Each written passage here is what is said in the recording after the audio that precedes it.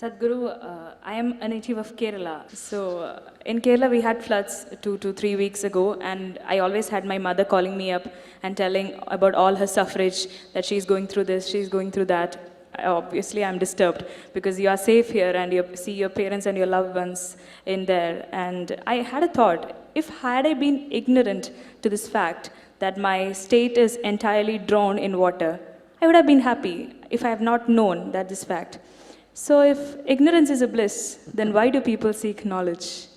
Ignorance is bliss like this. You can do one thing. Okay, you can come to Vellangiri Malai, go up there and there's a cliff, you jump off. It's so wonderful, till you hit the ground. Ignorance is like that. If you jump off, you've never done skydiving? If you jump off an airplane, it's so fantastic, really. Only thing is, if you look down, the damn planet is coming at you at great speed, that's the only problem. Otherwise, falling is very nice, till you hit the ground. Ignorance is like that. It'll catch up with you. It'll catch up with you. Suppose it happened when you went for a vacation, it would have caught up with you, isn't it? And what guarantee that it won't come here? There's no guarantee. It can happen anywhere. So, ignorance is not a solution, nor is it a bliss.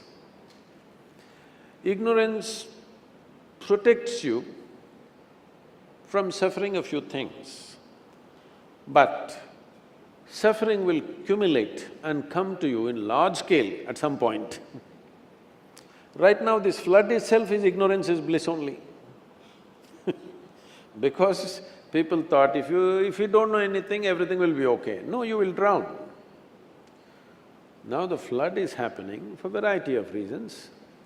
We have not seen that kind of rains, particularly in this area, in the last 8 to 9 years. This is the first time I'm seeing, after about 9 years, full-fledged monsoon. This is how monsoon should be, you understand? There is no such thing as bad rains, they're all good rains. Only in England, rain is bad. Only they sang, rain, rain, go away, okay? In India, in a tropical country, rain is always good. Are we prepared to handle the rain or not? How can we prepare to handle the rain? Can we catch it in a bucket? No. When we live in a monsoon country, when we live in a tropical country, it is a simple thing that we must have a certain level of vegetation to hold the water. In Tamil, there is some saying, I cannot repeat it verbatim, something like, only if Kaveri comes walking, she is fortune. If she comes running, she is a disaster. Why will a river run, tell me? How to make a river walk, not run? There must be vegetation.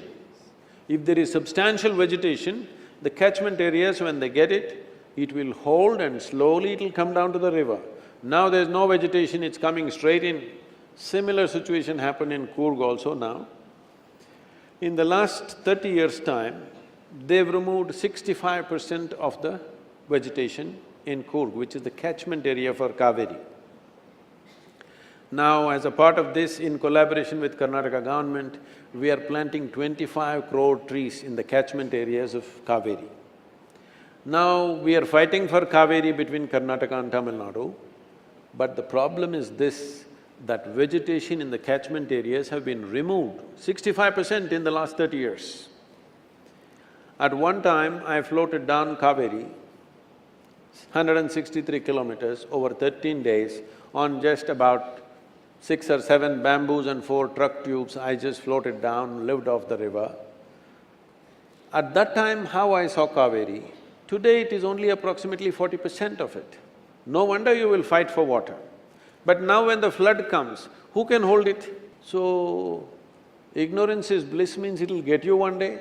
It took some time, it took 24 years, but it got you. The same is true with Kerala. In the Ganga banks, in the Ganga basin accounts for 25% of the nation's geography and 33% of India's agriculture. In the last 70 years, we removed 94% of vegetation in the Ganga basin. What is our plan? Ignorance is bliss, is it? Yes, it is. Bliss will get us. Our ignorance may somehow make us escape, but it'll get our children. They will not get away. Next generation will get it.